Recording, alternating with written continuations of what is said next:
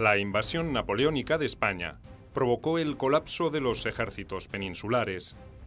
Su suerte no fue muy distinta a la que habían sufrido antes los de Austria, Prusia y Polonia, derrotados por la superioridad militar francesa.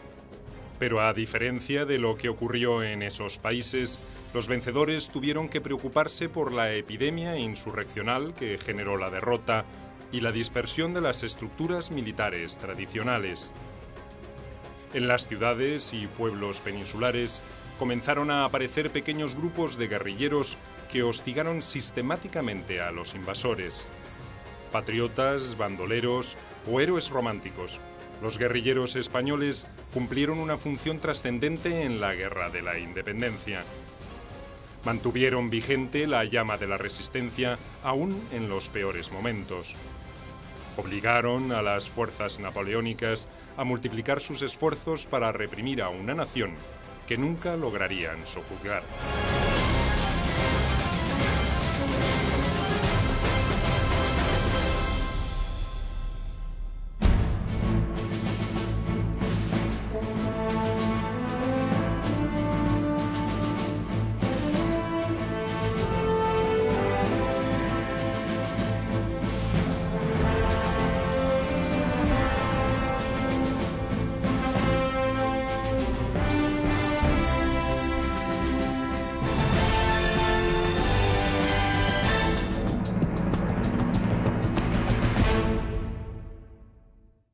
Más de 2000 muertos franceses, centenares de heridos, 20.000 prisioneros. Estoy asqueado de tanta barbarie, de tanta crueldad. Esperemos que los franceses abandonen nuestro suelo y tengan fin tantos crímenes y tantos desastres.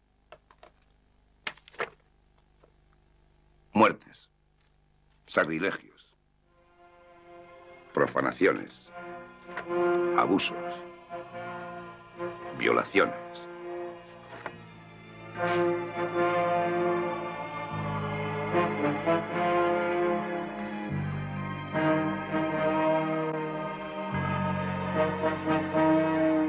Yo no dejaré de luchar mientras haya un solo soldado francés en nuestro suelo. Los franceses en Europa habían disfrutado la paz de la retaguardia. En España no fue así. Volvió a pasarles a los franceses cuando entraron en Rusia y se encontraron con los cosacos. Pero en España les supuso el tener que mantener la seguridad de la retaguardia, el tener que gastar una gran cantidad de efectivos en la protección de las ciudades y en la protección de todo, y distraerlas de otro lado. Y además sufrieron un gran número de bajas en la lucha contra los guerrilleros. No hay datos fidedignos sobre sus innumerables acciones. Podía tratarse de una intercepción de correos imperiales, del ataque a un convoy de abastecimientos o a una pequeña columna de soldados. Pero la frecuencia de ese hostigamiento y la imposibilidad de neutralizarlo es lo que tornó a la guerrilla en una verdadera maldición para la ocupación francesa. Una especie de epidemia que cobraba víctimas casi a diario y que no podía ser controlada.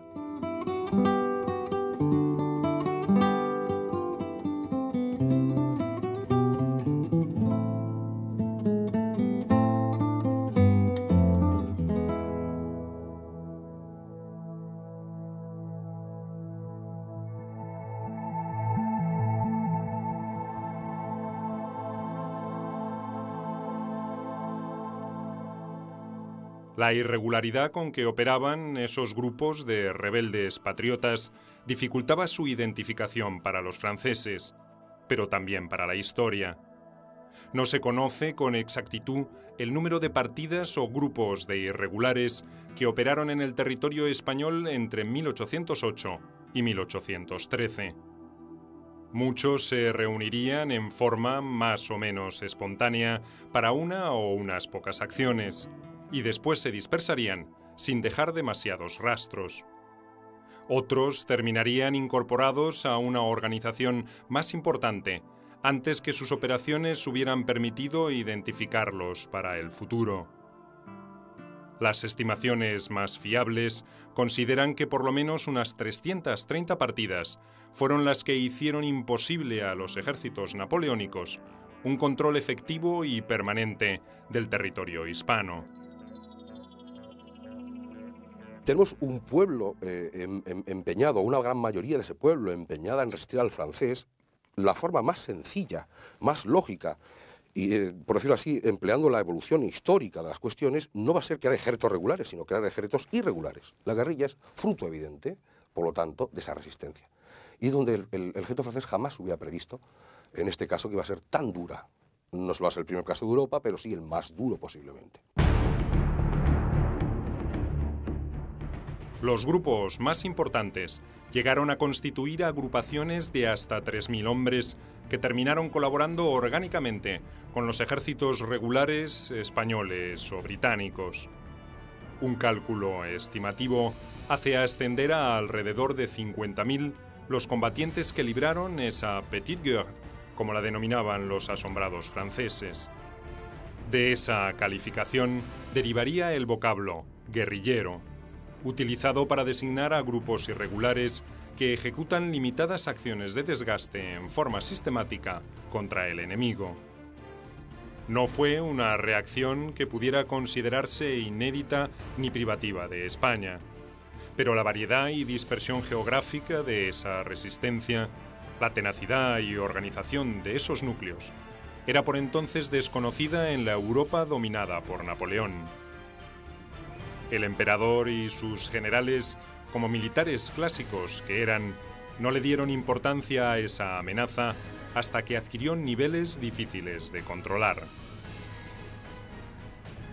Las guerrillas no es que se inventasen en España, pero realmente en España es el único sitio donde tuvieron un desarrollo y una eficacia que llevó a considerarlas como una forma de guerra eficaz. Evidentemente, después de España, las guerras no dieron ocasión a este tipo de campaña, pero en el siglo XX tuvimos ocasión, la descolonización dio ocasiones sobradas para mostrar la eficacia de la guerra de guerrillas. Por la propia naturaleza de las acciones de las guerrillas, tampoco hay demasiadas precisiones sobre la envergadura de los daños provocados a los invasores franceses.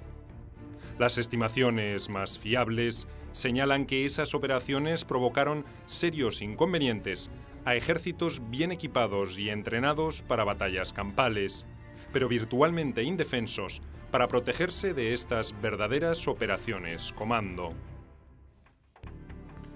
Hay sobrados testimonios donde los franceses reconocieron su impotencia frente a este ejército silencioso y feroz. Hay evidencias, incluso, de que los imperiales tomaron medidas especiales para impedir sus asaltos y de que, en general, resultaron ineficaces. Lo que sí está definitivamente claro es que constituyeron la fuerza que más dañó a los franceses. Las bajas de los imperiales en España se estimaron en unos 250.000 hombres, de los cuales solo 45.000 perecieron combatiendo contra el ejército anglo-portugués de Wellington. Una parte importante de las más de 200.000 bajas restantes se las ocasionaron, sin lugar a dudas, las sistemáticas acciones de los guerrilleros.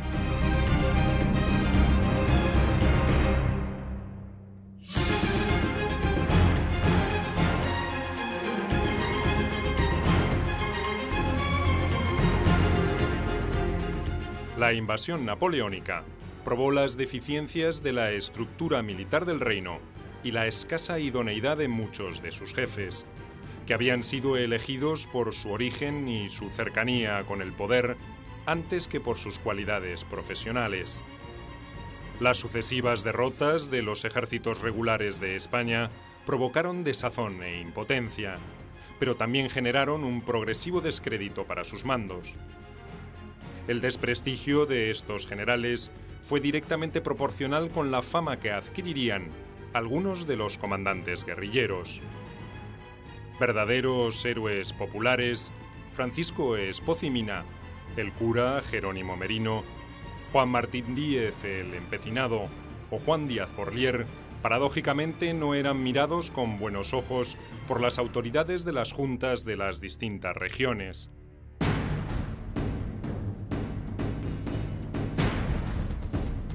La rebelión popular siempre era mirada con desconfianza por los sectores más conservadores de esa sociedad, que tenían bien presentes los excesos que se habían cometido durante la Revolución Francesa.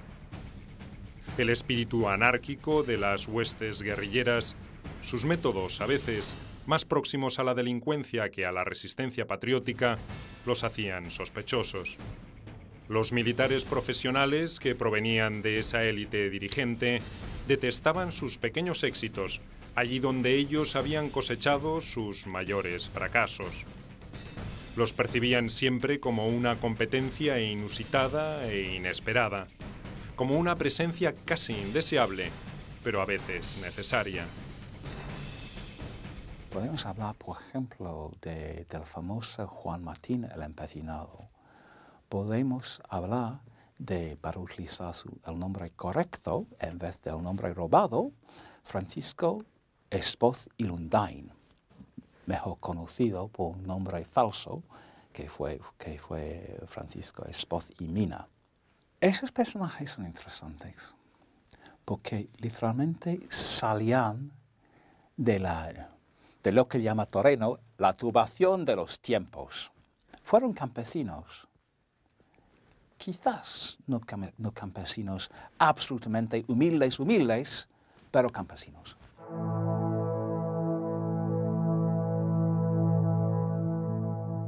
El propio Wellington, que nunca ocultó su escaso aprecio por los militares españoles, hizo causa común con ellos a la hora de mirar con desconfianza a los grupos de partisanos. Esquemático, famoso por la despiadada disciplina que imponía a sus ejércitos, siempre consideró que esas bandas eran poco más que un puñado de bellacos, como llegó a informar a Londres. Claro que el desprecio que sentía por los guerrilleros no le impediría utilizar sus servicios y halagarlos cada vez que se le hizo necesario. Ni los actos heroicos ni la gran contribución realizada durante la Guerra de la Independencia alcanzaría para despojar a estos grupos del recelo que despertaban en las clases aristocráticas de España. Peor aún, la restauración del absolutismo no sería un escenario muy propicio para su reinserción en un sistema que tendía a negarles protagonismo. La mayor parte de esos jefes guerrilleros se opondrían al retorno del antiguo régimen encarnado por Fernando VII. Muchos de ellos terminarían muriendo en el cadalso por orden de un rey al que habían defendido y al que habían ayudado a que volviera a sentarse en su trono. Las causas que provocaron la aparición de esos grupos de combatientes irregulares fueron diversas. La quebrada geografía hispana favoreció la actuación de estas partidas, cuya táctica principal era la sorpresa. También debe considerarse que la larga tradición de rebeldía de los campesinos contra el sistema semifeudal ayudó a su formación. Pero por encima de todo, estaba el indomable espíritu del pueblo español, agredido por esos extranjeros soberbios que a menudo arrasaban sus aldeas en la necesidad de proveerse de víveres para sus campañas. Napoleón había ordenado que sus ejércitos se abastecieran en las tierras conquistadas. Era una práctica común por parte de los conquistadores de esos tiempos, pero España era un país pobre. Sus cosechas a duras penas alcanzaban en algunas regiones para el sustento de su población estable. Una masa de alrededor de 300.000 franceses incorporados a ese sistema de subsistencia era mucho más de lo que se podía soportar. La guerra se había agregado como una nueva calamidad a la que los campesinos sufrían en forma constante. Obviamente en la zona francesa, ese bandolerismo tenía un sentido político, un sentido militar. Un soldado matado por un bandolero, un soldado francés matado por un bandolero, fue un soldado francés muerto, perdido. si desapareció una patrulla a manos de una cuadrilla bandolera, poco importaba si fue una cuadrilla bandolera. Fue un golpe contra el poder de Francia. Los particularismos regionales también incidirían en cómo reaccionarían sus habitantes frente a la ocupación francesa. En Galicia, los campesinos no eran los dueños de la tierra, pero estaban acostumbrados a explotarla como propia y hasta pelear por ella contra los intrusos de aldeas vecinas. Su fuerte instinto territorial los hacía rebelarse al enrolamiento en un ejército regular para ir a pelear en otros lugares de España. Pero no vacilarían a sumarse a grupos dispuestos a defender sus aldeas hasta las últimas consecuencias. En Aragón, en cambio, era una multitud de pequeños propietarios celosos de sus posesiones los que estaban motivados para defenderlas a cualquier precio. Son tantos los campesinos que pueden tomar un arma, ya no solo por una causa ideológica, que creo que es, y política, que creo que es lo menos, sino fundamentalmente por el concepto de la cultura de la muerte, que se habla muy poco de esto. Es decir, los muertos llaman a los vivos a la defensa, por la cultura incluso de la venganza, que se aplastase o no una partida entera, surgiría otra tarde o temprano por el efecto acción-reacción. Esto los franceses no lo pueden hacer, pues son fuerzas limitadas. En Cataluña, los grupos de autodefensa, los somatenes, habían tenido un papel destacado en la guerra librada casi 20 años antes contra la Francia revolucionaria. En esa oportunidad, el fracaso de los ejércitos profesionales había obligado a los catalanes a crear sus propias milicias para defender sus propiedades y sus vidas. Toda esa experiencia colectiva volvería a adquirir una enorme importancia para sostener una empecinada resistencia, sobre todo en las áreas rurales.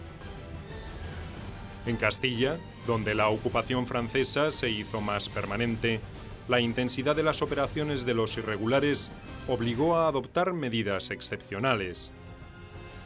Custodiar mejor los correos, codificar los mensajes y aumentar la protección de los convoyes de armas y provisiones fueron algunas de las previsiones a las que obligaron las guerrillas. Cada una de estas decisiones tenía su costo. El más notorio, el de afectar cada vez más soldados a tareas de prevención, debilitando a las unidades de batalla.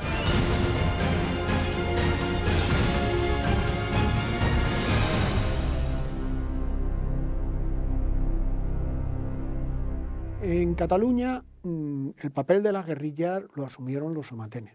Era un sistema local de autodefensa desde siglos anteriores, apoyados por los migueletes y por el ejército. Figura ahí está Rovira. Rovira mandaba a los expatriados del Ampurdán, que era algo entre gran guerrilla y miguelete, una cosa intermedia. Pero hay un informe del año 1811 del Estado Mayor del Ejército Español que dice que en Cataluña no hay guerrillas.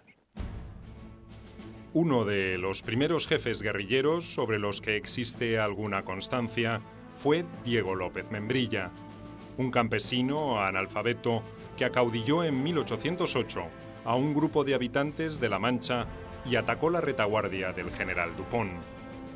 En una de sus proclamas, fechada el 27 de junio de ese año, criticaba a los caballeros de la Orden de Calatrava que nada habían hecho para defender a la región de la invasión.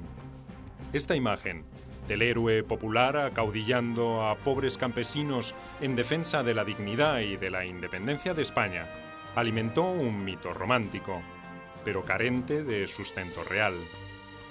Las clases bajas tuvieron un importante papel en la conformación de las guerrillas, pero el origen social de sus jefes casi siempre fue menos humilde que el de sus dirigidos.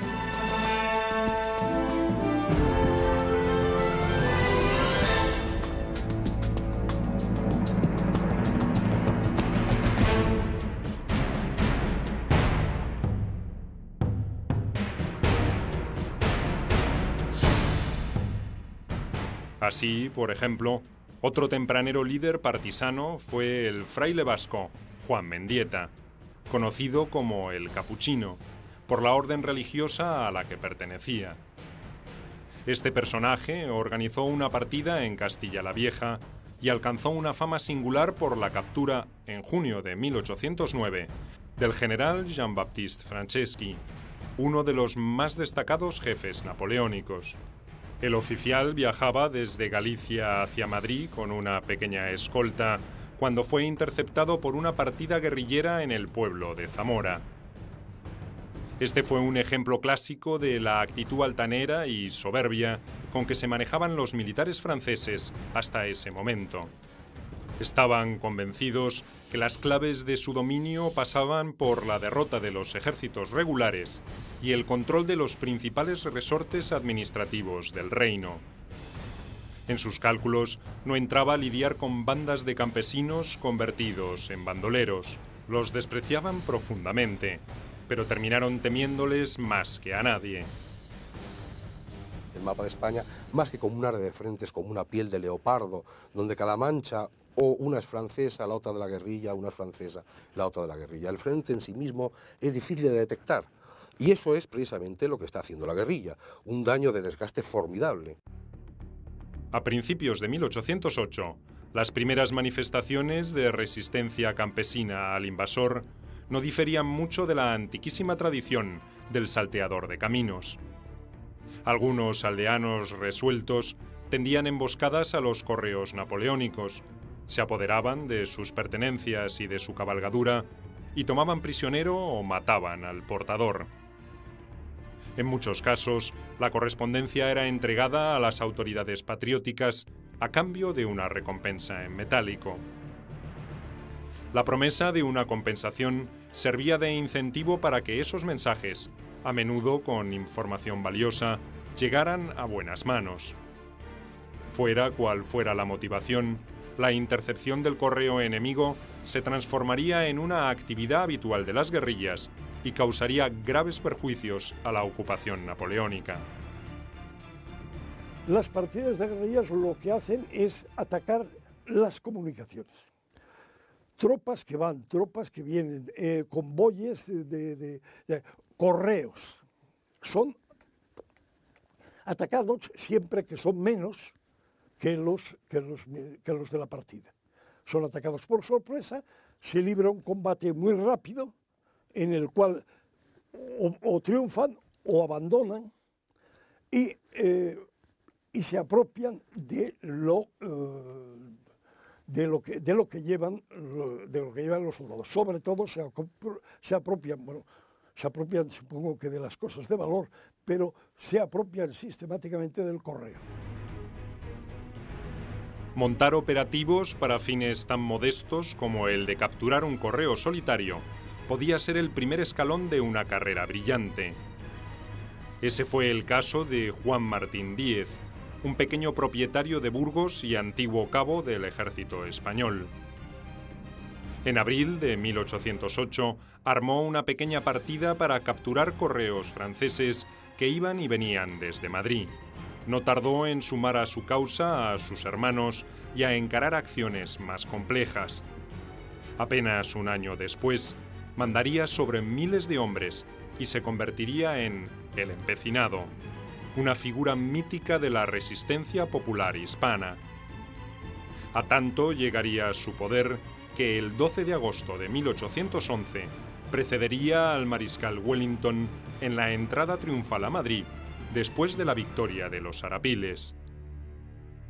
Wellington se llevó muy bien con Julián Sánchez el Charro.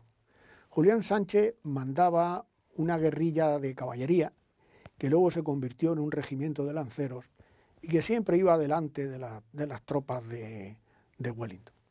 Pero Wellington era muy especial. Entonces, con los otros guerrilleros, aquellos hombres que venían tan mal vestidos, no le gustaba mucho.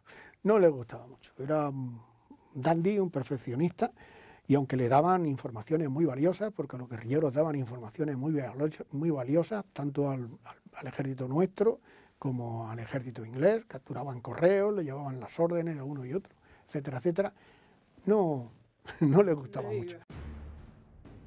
Mandar una fuerza equivalente a una división de un ejército regular sería para los guerrilleros un desafío con el que se enfrentarían al final de la Guerra de la Independencia. No todos estaban preparados ni tendrían la capacidad para adaptarse a los nuevos requerimientos de la guerra. El empecinado escribiría en 1811 que ya no era posible infligir suficiente daño con la simple táctica del ataque sorpresa y de una rápida retirada. La concentración se imponía para emprender objetivos mayores. Esa tendencia también estaba vinculada con el incremento de la confianza que los guerrilleros tenían en sus propias fuerzas. No era para menos. Después de 2 o 3 años de campaña permanente, se habían transformado en los soldados más veteranos de España. Los regimientos de voluntarios de Navarra, en el caso de Espocimina, tenía Juan Martín el empecinado, los voluntarios de Guadalajara, por ejemplo. Y esos campesinos se convirtieron literalmente en generales. Y hay que reconocer su visión. Estos ejércitos de las sombras tenían ojos y brazos en todos lados. Atacaban objetivos militares o bien minaban la confianza del enemigo con tácticas imaginativas y muy dañinas. El abastecimiento de provisiones era uno de los puntos débiles para los ejércitos franceses y uno de los objetivos favoritos de los guerrilleros. Los jefes napoleónicos tenían que enviar pequeñas partidas de soldados a requisar alimentos en una campiña cada vez más devastada. Los rebeldes irregulares solían conocer de antemano esas rutinas y atacaban a los destacamentos. Muertos, prisioneros o fugitivos, el saldo era el mismo para el resto de las fuerzas enemigas. Habría temor y escasez de comida en los próximos días. En 1812 y 1813, cuando disminuyó la presión militar francesa en el territorio español, esas operaciones de comando se hicieron más frecuentes. Para los reclutas napoleónicos era como estar sitiados, pero con el enemigo adentro de las murallas. En Sevilla, como en otras ciudades de España, los soldados no salían de sus cuarteles al caer la noche. Aventurarse por las callejuelas oscuras era correr un alto riesgo de morir apuñalado o con el cuello cortado. El menor control sobre los caminos incentivaba los ataques contra las líneas de abastecimiento. En ocasiones, lo que no le llegaba a un militar otrora acostumbrado a la abundancia de recursos era el calzado y el uniforme, además del pan.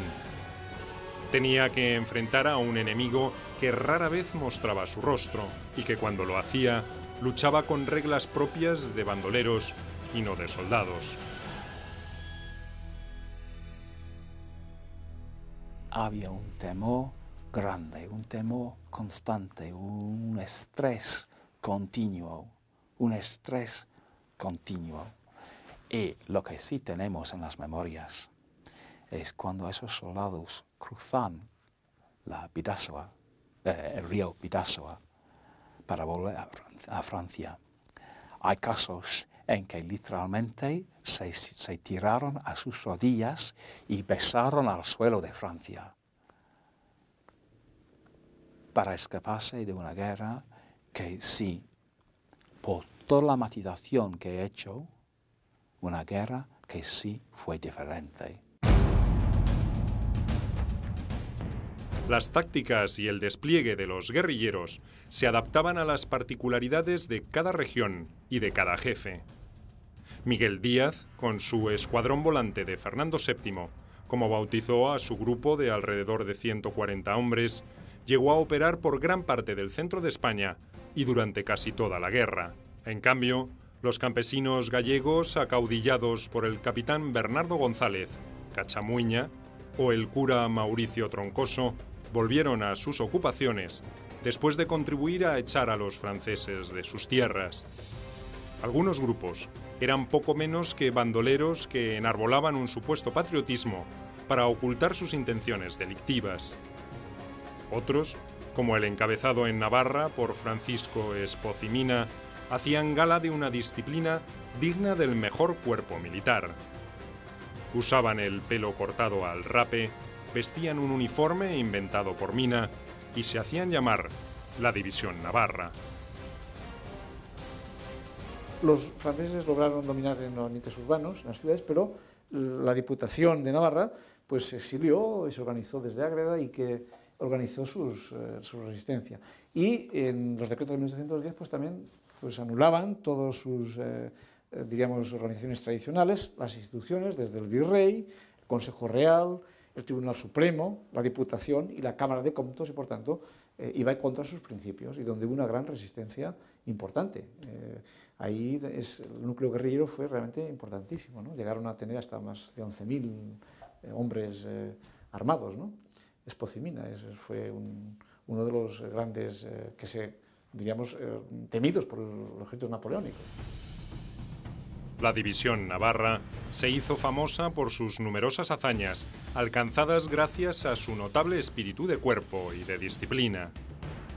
Era una verdadera brigada ligera antes que un simple grupo guerrillero.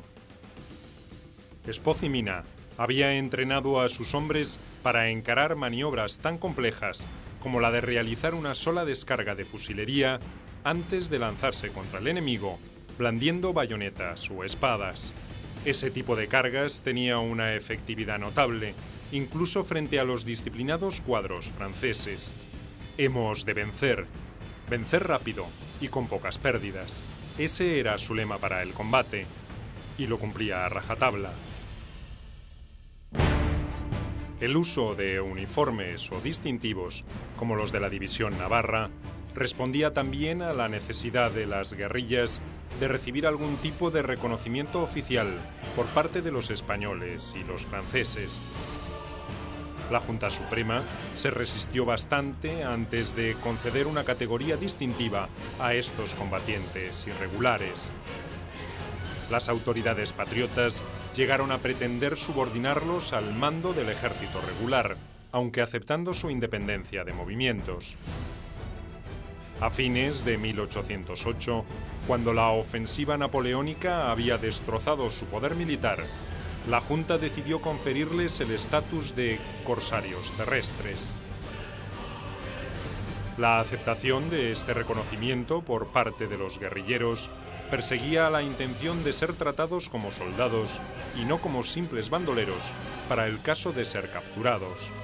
Era la distancia entre sufrir el maltrato de un prisionero de guerra o de morir en la horca o el garrote como un delincuente común. Desde el principio, la autoridad, la Junta Central y la Regencia empiezan a promulgar reglamentos. El primer reglamento de diciembre de 1808, en el que habla ya, pero curiosamente no habla de guerrillas, habla de partidas, de una milicia nueva, de partidas de combatientes patriotas. Luego está el reglamento del corso terrestre, que es de 1809, y ya el de 1811 ya sí habla de guerrillas. En esos reglamentos pues se marca los objetivos que tienen que cumplir las guerrillas, que son en primer lugar la protección de sus lugares de origen, para que no entren los franceses a recoger víveres o a imponer contribuciones.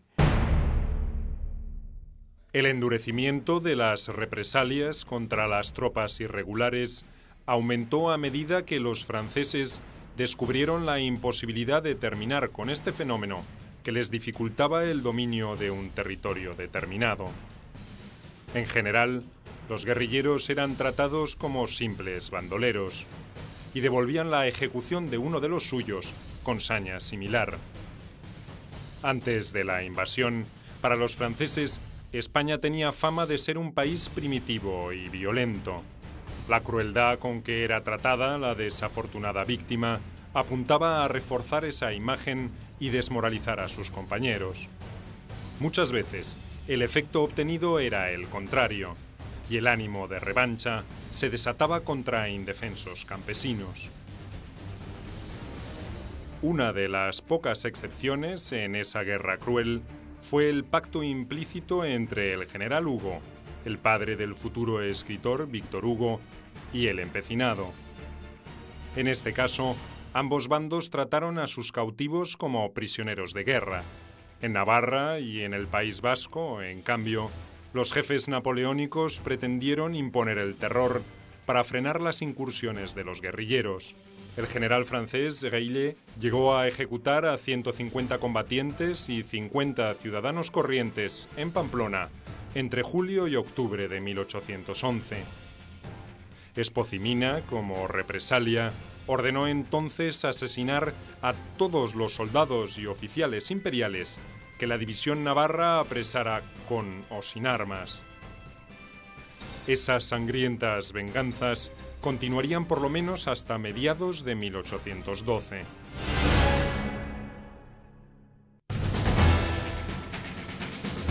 Los mitos creados en torno a estos líderes guerrilleros suelen describirlos como simples campesinos, a menudo analfabetos, luchando abnegadamente por su patria chica o por la liberación de España. La verdad es que esta imagen está más emparentada con la leyenda romántica que con la realidad. El mayor porcentaje de los jefes de los grupos guerrilleros responde a la categoría de pequeños propietarios o trabajadores rurales con dominio sobre sus tierras. Es el caso de El Empecinado o de Espozimina. Le siguen los representantes de algunos de los sectores más privilegiados del reino: clero, ejército o profesiones liberales. El cura Merino, el capuchino, Juan Díaz Porlier o Juan Palarea, el médico, encarnan alguna de estas características. Casi todos tenían una previa experiencia de mando en el mundo civil o en el militar. Las mujeres, aunque como excepción, también solían integrar esas partidas. Francisca de la Puerta, Catalana Martín, Francisca de Ipiñázar o Dominica Ruiz fueron algunas de las más conocidas. La baraja ideológica de los guerrilleros es muy amplia, con dos grandes arquetipos en la polarización ideológica de los guerrilleros. Por una parte está el Espozimina y el Empecinado como representantes de la España liberal, al lado o frente a estos guerrilleros que a la postre serán liberales. Tenemos ejemplos de guerrilleros reaccionarios, como el ejemplo más evidente es el cura Merino, que es la representación del hombre que luego va a apostar por Fernando VII y por los sectores más reaccionarios del antiguo régimen.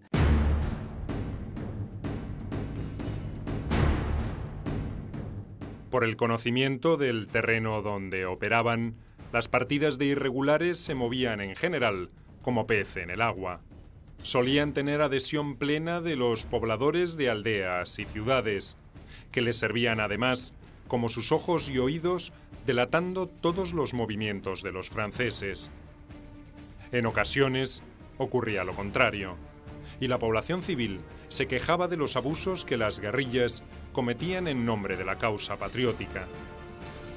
Julián Sánchez, el Charro, uno de los favoritos del general Wellington, fue acusado en Castilla de exigir provisiones en exceso para su banda. Sin embargo, lo habitual era que contaran con la simpatía popular y con un reconocimiento que se expresaba en coplas y canciones simples que durante mucho tiempo recordarían sus correrías. El Empecinado fue elevado a la categoría de héroe nacional y hasta se escribieron obras de teatro que exaltaban sus hazañas. Y el Empecinado lo que quería era los intereses nacionales. Y hay un momento en que el capitán general de Valencia dice: venga usted con su guerrilla a Tarragona, que la van a atacar los franceses.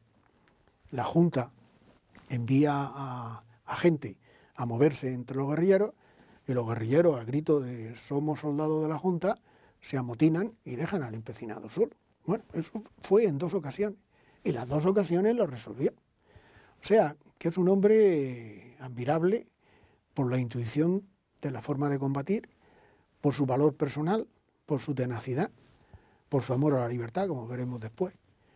Y qué más cosas podría decirle del Empecinado. A mí me entusiasma.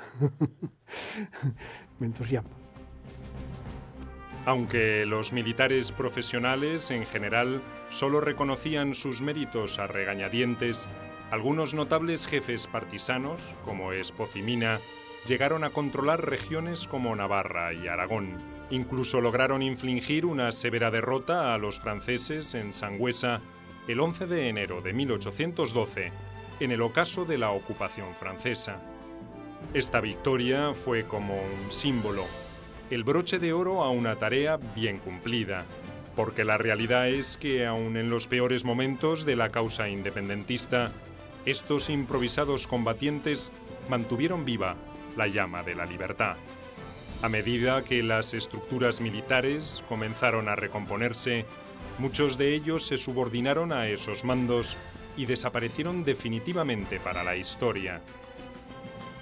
Otros de los más notorios, como el Empecinado, Espozimina, Porliero o Merino, participarían en las luchas entre absolutistas y liberales que se iniciaron apenas concluida la Guerra de la Independencia. La invasión napoleónica había unido sus voluntades en una única causa. La restauración monárquica los enfrentaría en otra lucha sin cuartel, pero esta vez entre españoles.